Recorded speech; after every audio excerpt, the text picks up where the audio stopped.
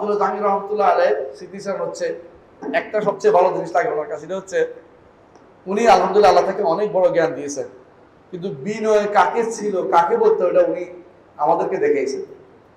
উনি আমার সাথে, আমি 2 দিন ইসলামিক টিভিতে প্রশ্নোত্তর দিতাম, উনি 2 দিন দিতেন। আপনারা জানেন ইসলামিক টিভি যতদিন ছিল, ইসলামিক টিভি কোনো অ্যাড ছিল না, মহিলা ছিল না, আপনারা জানেন এটা কোনো নাটক টাটক ইয়া না, খবর পড়তো পুরুষরা এবং সত্য যেটা যেটা বলতো। ইসলামিক টিভি একটা ভালো দিক ছিল, তা আমরা সেখানে প্রশ্নোত্তর দিতাম।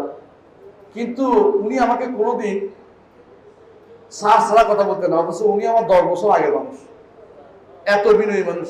মাঝে মধ্যে চলে আসতেন অফিসে, এসে বলতেন যে কার সাথে কথা বলবো, আপনার সাথে একটু কথা বলে যদি কোনো একটা সমাধান পাই। উনি কিন্তু সমাধান করে রাখছেন, কিন্তু আমার সাথে করছেন কেন, যাতে আমিও একটু ইন্সপিরেশন পাই, মানে ইয়া পাই। মাঝে মধ্যে এসে বলতেন আপনি যে এখানে পড়াচ্ছেন কিচ্ছু তৈরি হবে না স্যার, আমি পরীক্ষা করে দেখছি, চলেন আমরা ঢাকাতে কিছু করি, অমুক জায়গায় কিছু দাওয়াতের কাজে বেরো, এটা ছাড়া পথ নাই।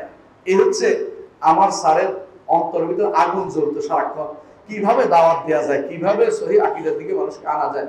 তিনি এই জন্য, আমি একটা ফেসবুকে একটা স্ট্যাটাস দিয়েছি, লিখেছিলাম যে তিনি দেখছেন যে এদেশের মানুষের আকীদার সমস্যা, আকীদার উপর বই লিখছেন।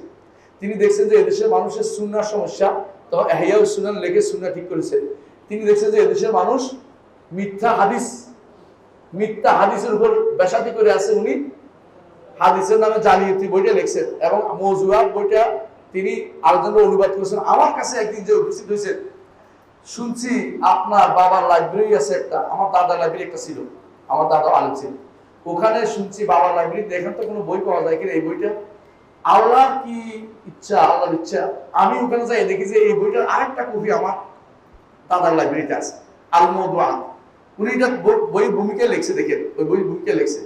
আমি এটা ওনাকে, উনি এত খুশি হয়েছে যে আমার কাছে একটা কপি ছিল, ওটা কোথাও এরকম ছিল, আপনার এটা কপি ভাই, আমার 2টা মিলে একটা কি হয়েছে, পাণ্ডুলিপি হয়েছে। এখন আমি বলতে পারবো যে আবু জাফর ফুরফুরার লোকেরাও বেদাতের বিরুদ্ধে কথা বলছে, সুতরাং আপনারা শুনতে হবে। কারণ উনি তো ফুরফুরার মাসলাকে দাওয়াত দিতেন, ওদের কাছাকাছি চাকতেন, তো উনি বলছে ফুরফুরাকে ধরতে হলে এগুলি দিয়ে ধরতে হবে। আমি যদি বলি যে ওই এই মোহাম্মদ আব্দুল্লাহ বলছে নিবে না, ফুরফুরার একটা লোক দিয়ে বলাইতে পারলে সুবিধা হবে, উনি এভাবে চিন্তা করতেন কিভাবে দাওয়াত দিতে হয়। সিস্টেমটা মনে হয় আমার স্যারকে আল্লাহ তাআলা ইলহাম করেছে, এত সুন্দর করে দাওয়াতের কাজ করতেন। এটা আপনারা দেখেছেন, আল্লাহ তৌফিক দান করেন, বুঝতে পারছেন। জি।